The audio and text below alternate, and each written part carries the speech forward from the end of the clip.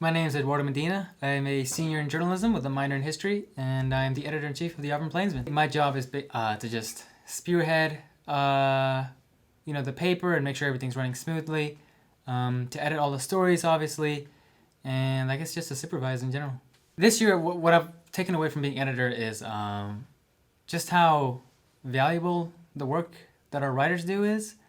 It's not an easy thing to approach strangers and ask them questions, sometimes awkward questions and questions that, will put your sources in uncomfortable situations, especially when you're doing a story that, is you challenging power. I think, being a person of color in this position and being a person of color in Auburn in general really,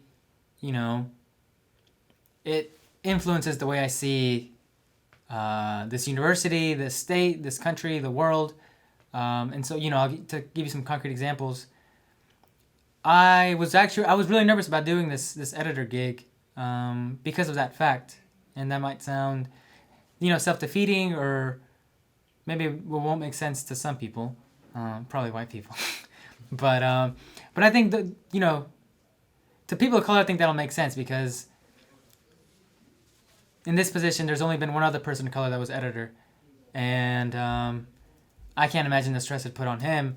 But you kind of realize, as much as unfair as it is, you will be looked on.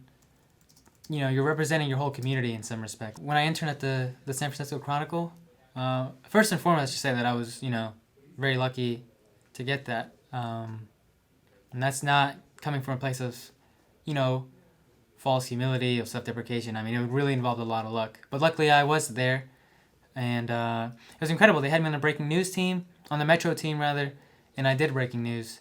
And I covered wildfires, I covered immigration protests, ICE protests, I should say.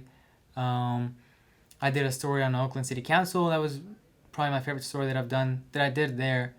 And I just got to work with a whole bunch of really smart people. I think if I had to give advice to freshmen, to new students here at Auburn, or in general, I would say,